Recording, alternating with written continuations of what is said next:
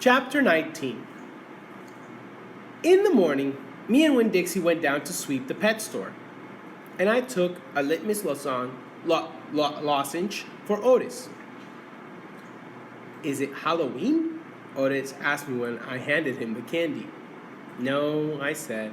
Why? Well, you're giving me candy. It's just a gift, I told him, for today. Oh, said Otis. He unwrapped the litmus lozenge and put it in his mouth. And after a minute, tears started rolling down his face. Thank you, he said. Do you like it? I asked him. He nodded his head. It tastes good, but it also tastes a little bit like being in jail. Gertrude! Gertrude squawked. She picked up the litmus lozenge wrapper in her beak and then dropped it and looked around. Gertrude! She screamed again. You can't have any, I told her. It's not for birds. Then real quick, before I lost my nerve, I said, Otis, what were you in jail for?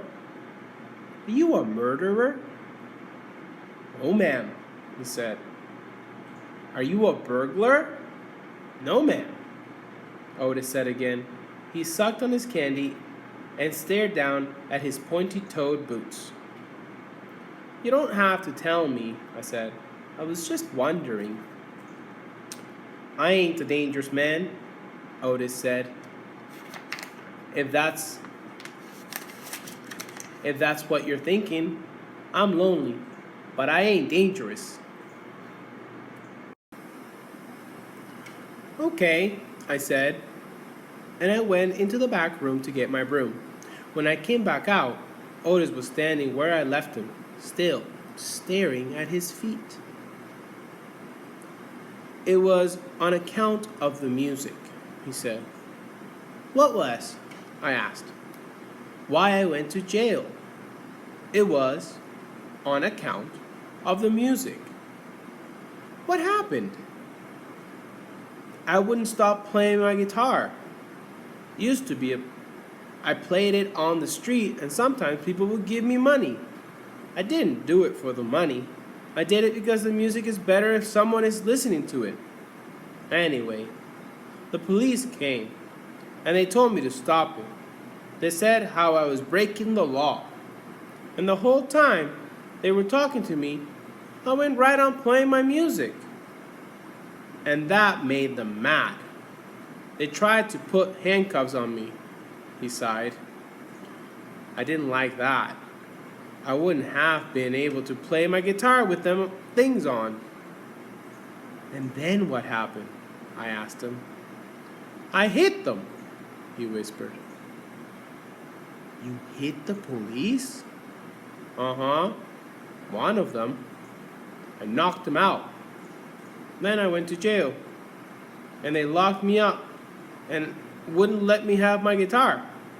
And when they finally let me out, they made me promise I would never play my guitar on the street again.